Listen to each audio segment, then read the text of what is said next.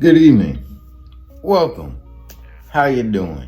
So, I know we usually talk about One Piece here on the channel, but today we are going to start something very special. So, with spooky season approaching and with this anime set to premiere next month, because it is currently September when I'm filming this, we are going to start getting into Dan to Dan. So, and how we're going to do this is, this video right here, the one you're watching right now, we're going to go over chapter 1. But after this, we're just going to go through the whole entire first arc. And then we're going to take it arc by arc until we're caught up. And then we'll go back to the chapter by chapter breakdown. But I will be giving you all the important things that you need to look out for, like names, phrases, stuff like that. All of that will be relevant here. So if you just want to get caught up with the manga before the anime comes out, or if you just want to watch this video and see what you're getting into, or if you are interested in One Piece, because we usually do One Piece on this channel and that will continue. Don't get it twisted. We're just adding to the repertoire, you know what I'm saying? We're going to add more things that y'all can view and come and talk about and see here, all right? So, yeah. So, as I was saying, we are going to get into chapter 1 of Dan to Dan. So, without further ado, I'm the guy. Let's get into it. So, we start off right off the bat getting introduced to our main girl, Momo Ayase. And we're just gonna call her Momo for the sake of simplifying it, and also because I don't like butchering names, you know, so I'm gonna keep it as simple as possible. Her name is Momo. So we start off, we meet Momo, and she is basically breaking up with her current boyfriend. So that's happening. And it's really just to get a feel for her as a character and see how she is. You know, she's kind of brash, she speaks what she feels, you know what I'm saying? And she doesn't take no ish, you know what I'm saying? She don't take no stuff.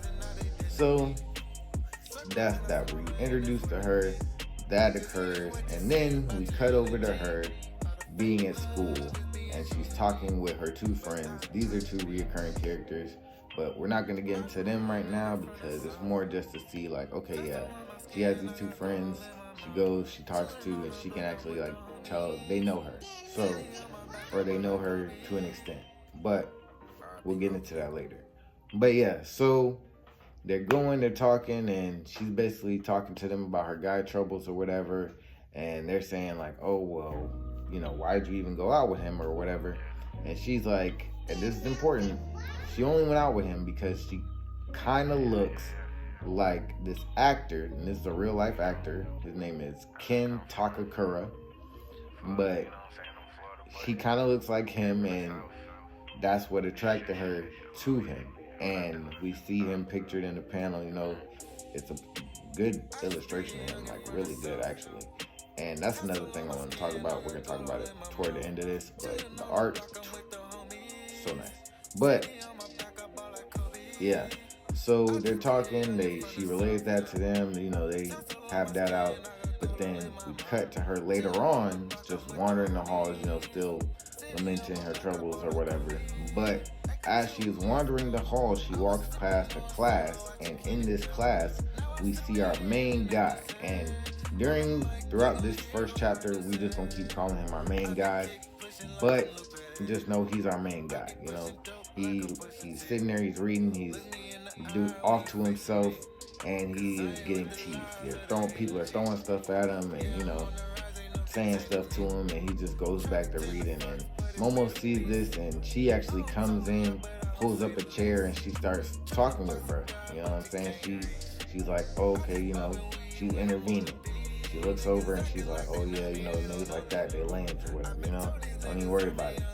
But it ends up, dudes that was teasing them, they turn around and get back to whatever they was doing, and she's like, all right, well, I'm out. So she goes out of the class, and she's walking in the hallway, but our main guy, he goes out in the hallway and he calls out to her, and then that strikes up a conversation. So we're there. Now we're our main guy, our main girl. They're talking now. This is their first like real conversation. So we're there, and we're gonna get into that in 1 second. So during this talk, it's revealed that our main guy, he believes in aliens, cryptids, all of this type of stuff. And at first, our main girl, she's kind of mocking him for her. She's like, oh, whatever. But as she begins to walk away, she turns around and then she confesses to him that, oh, well, I don't believe in aliens, but I believe in like spirits, yokai, stuff like that. And he kind of mocked her for that, talking about, oh, that's not real. And then that causes them to get into an argument. And this is an argument that is going to set up a lot that's coming down the road. So this argument is really what kicks off the story. Like, okay, I believe this is real. I believe this is real. Oh, really? Well, what you believe is stupid. Well, what you believe is stupid. Well, I'm gonna prove it. No, I'm gonna prove it. And then that leads to them making a bet with each other. So they bet each other that, okay, one has to go to a haunted spot. One has to go to a place that's known for alien abductions, and whoever gets proven to be right, the other will have to be their servant. So that's the bet, that's the setup, and that's where we're at right now. That's what's happening. So we cut to later on in the night, and that's what they're doing. She is at this hospital, and he is at this haunted tunnel spot. And we're going to get into that in just a second. Alright, so yes. Main guy is at the haunted spot. Our main girl is at the alien abduction place, which is an abandoned hospital. The guy is at this tunnel. So they are on the phone with each other. And while they're on the phone with each other, our main girl starts to get into a little bit of her backstory, confiding in our guy. She starts talking about why she believes in spirits and about how her grandma is a spirit medium. Her grandma, also an important character, that's going to come back later on, but it's not important for what we're talking about right now. But I just want you to know that the grandma is important. So, she's talking about her grandma and how she was raised by her and she was taught to believe in such things, but she was teased for it, and over time that made her resent what she was taught and what she believed. But she herself always really believed her grandma, really appreciated her grandma, loved her grandma, and didn't see anything wrong with what she was talking about, what she was teaching her. It was other people who saw it as weird or saw it as being strange or different. So she kind of hid that part of herself to fit in, or she was bullied into it, actually. But while talking, she asked him why he believes in, what he believes in, and he's still a little reserved. He's not really willing to get into it, but he just says, because I do, and do people really need a reason to like the things they like? And she kind of accepts that, but at the same time, she's still trying to press him. But before that can happen, boy, now we're in for the ride. All right, I'm gonna come right back with that, but just know you got strapped in, because from here on out, it's go time. So while they're talking, she's trying to press him, but before she can press him any further to get answers, our main guy runs into the Turbo Granny. Now, the Turbo Granny is also an important character, so hold on to that name. But as he runs into her, she offers my guy a deal. She says, hey, if you let me gobble up your manhood, I will let you suckle on my teeth. And this is where our main guy is like, I'm out. So the girl, she's on the phone with him still, and he's like, oh, a ghost is here. I gotta go. She's talking to him. She's trying to tell him, no, don't run. Like, stop. You need to calm down. Don't do that. So he's busy. He hit the dash. He's out of there. He gets back out the tunnel, and that's when she's finally able to calm him down. And she's like, hey, listen, what you're doing is not good, because if she overtakes you, if she catches you, she will curse you. And as she says this on the phone to him, we see the Turbo Granny has pulled up on this man, and all you hear, because we cut back to her perspective, all you hear over the phone is and then disconnect. So now she's worried. She's like, oh, I gotta get back. Like, he's in trouble. So she's about to go and run. But then all of a sudden, she's confronted with 3 strange faced dudes. They all look the same, but they look strange. So they're beginning to give chase to her, and she's like, oh no, I'm out of here. So now she turns around and she's trying to hit the jets, but she gets captured. And this is where things take a turn. So our main guy, he's been assumedly most likely cursed because the granny overtook him while he was running. He chose to run and the granny overtook him, and now he's possibly cursed. Maybe, we don't know what's going on with him right now. Our main girl, she has been captured by these 3 weird looking dudes, and now we're about to see what's gonna happen here. So, as I said, like, just buckle up. Alright, listen. I know y'all like seeing the panels. I know. But you're not gonna see them for this one. Alright? You got the first half, and I was pushing it with that. But for this one, you're just gonna have to trust me and go read it yourself.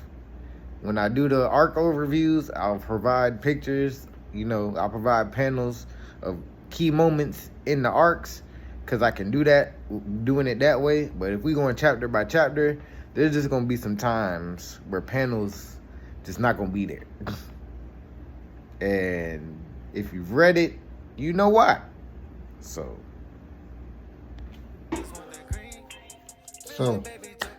strap in. Our main girl, Momo, she awakens, and she is stripped and strapped down and surrounded by these 3 strange dudes. Understandably confused, but even more so pissed off. And that's also understandable. So these guys begin to explain to her that she should not be afraid, they're friendly, yada yada yada. And she's like, I'm not buying that crap, because why am I strapped down and why are my clothes on? You know what I'm saying? Like, what's going on? So they begin to explain to her that they are an alien race known as, and this is what I'm calling them, because I honestly can't figure out how to pronounce what they are actually called. It's either Serpoians or Serpoians or Serpoians, but we gonna call them the Serpo. These are an alien race called the Serpo. They are all male. They are reproduced by cloning, so they're all genetically identical. So their species is stagnated. They are trying to, in a sense, come to Earth and harvest, as they call them, our banana organs, so that they may figure out and experiment on ways to reproduce and allow their gene to advance or evolve. So they say to do this, they will impregnate her, then harvest the baby and the baby making organs from her, or the banana organs, and then experiment on them so they can research and discover a way to evolve their species.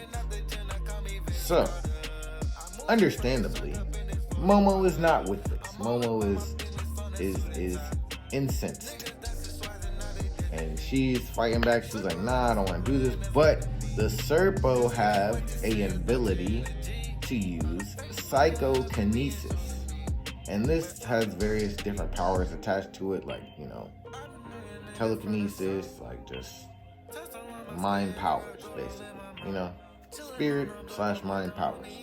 So they begin to use their powers on her to make her feel aroused, and they begin to go in to do the deed. But just when things look at their darkest, and believe me, it looked at its darkest. The phone rings, and one of the Serpo go to answer the phone. And now I'ma really need you to strap in for this part. Like, I'ma really need you to hold on to whatever you're in, whatever chair you in, whatever straps down. If you're in the car, put your seatbelt on. It should be on anyway, but put it on. Cause this next part just... Okay, but we will get into that. So, the phone rings. One of the Serpo go to answer the phone. And out of the phone pops Turbo Granny? Yes, Turbo Granny is here, and she is on the move and on the assault. She immediately bites off the reproductive organs or section of one of the Serpo and throws them. Like, just tosses it. Then on the move, instantly, just gone. And just taking care of business. But eventually, she does get pinned down. But we hear a voice come out of the Turbo Granny, and it is our main guy who has been cursed. He is apologizing to Miss Momo for being cursed. He's like, hey, I'm sorry, you were right, and the Turbo Granny cursed me. So he's able to get that out, but right as he says that, Turbo Granny takes back over and she's back on the attack. So the Serpo, they're trying to hold her down, they're trying to pin her down with their powers, but she's moving too fast. But then all of a sudden, one of them are able to get her and pin our main guy / Turbo Granny up against the wall. And this is when we get into our main guy talking about why he believes what he believes. Because the Serpo, they're talking, they're like, hey, what's going on, da da da da. They're trying to figure out why this guy is able to do this, how he's able to do things that their technology can't do, and all this other stuff. But it all boils down to them asking for his banana organs to be studied. And he's just like, I'll give it to you because... And that leads into his going into his backstory, why he's pinned down, and he's telling them why he believes, and it's really getting, it's a really touching thing, you know what I'm saying? He's like, I was alone, I always wanted friends, but nobody even talked to me or acknowledged me, and it's all that. But you cannot get stuck here because there is more action to come, because he says ultimately that Miss Momo was the first person to actually acknowledge me and stick up for me, so I would do anything that would help her. And he tries to get up and power through and save her, but it's unable to do it. But this is when, and the Serpo, they're about to go back to the Serpo, they are about to go back to trying to do the sex act on Miss Momo so they can harvest her banana organs. So while the one has our main guy / Turbo Granny pinned down. So they're going back to do this. They're trying to get her back into a calm state using their powers. But while this is happening, she goes back into her own mind, and she's thinking about the things that she was taught by her grandmother. And this is when her powers activate. She activates her powers and frees herself and surprises everyone. Everybody is shocked. Even herself. Everybody's shocked.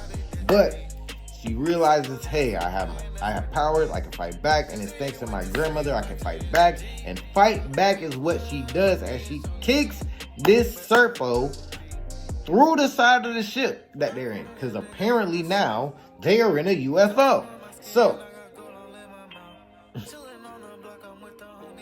the ship has a hole in it, explosion, it's going down, everything is going into chaos. And as they are now in a safe, relatively more safe than before, because they're not being attacked by aliens. But yeah, they gotta escape. So while they are trying to escape, the Turbo Granny, who is now freed from the circle that was holding them down, that is taking over our main guy's body, attacks. But Momo is able to expel or hold back. She's able to expel Turbo Granny from her body, from his body, because she is far from her tunnel. She's far from her tunnel. She doesn't have enough power to hold on to the actual body. But he is still cursed. But Momo's power is enough to be able to hold back the curse. So she's holding back the curse. Turbo Granny's leaving. She's going back to her tunnel. But as she's going back, she invites them to come. If the guy, our main guy, if he wants his, his manhood back, he's gonna have to. So they escape the UFO. We cut to them later on. They're talking. They're like, hey, well, I guess I believe in aliens now because, I was abducted. And I believe in ghosts and curses now because they're yokai now because, I'm cursed. But, like, hey, it is what it is. But this is when things get extremely wholesome. And then we get to the core of what this manga is about. Like, yes, there's action. Yes, there's aliens. Yes, there's ghosts and yokai. But what we're really here for, we're about to find out. So stay tuned. So, as they're conversating and talking, our main guy, he's like, well, we gotta do this. I gotta go get my stuff back. So, it is what it is. And Momo, she's like, well, I'm gonna help you. We're gonna do this together. And our main guy, he offers Momo his clothes because hers were destroyed. And at first she's not trying to take them or whatever. And he's, well, I can't really look at you. I can't really talk to you while you're like this. I am an awkward fellow after all. And this makes Momo's heart start to race. Because she's like, what? And then she's in her mind, she's like, okay, well, it's just because he said the line that the guy be saying, so it's not really. And then that's when she asks for his name, our main guy's name. And he's like, oh, really? Well, it's Ken Takakura. And Momo is just, you get the little anime manga trope where the wind blows and it's like a heart moment. Like, it's sweet. I'm not gonna hold you. It's cute. But as I was saying, this is where we get to the heart of the matter. And the heart of a matter is, this is a love story. But a love story filled with action, comedy, like horror, sci-fi, like it's just, and it just keeps on going. It just keeps on trucking, man. I can't wait to finish this arc and tell you about it in its entirety. That's gonna be a video that we're gonna do it's gonna come real soon.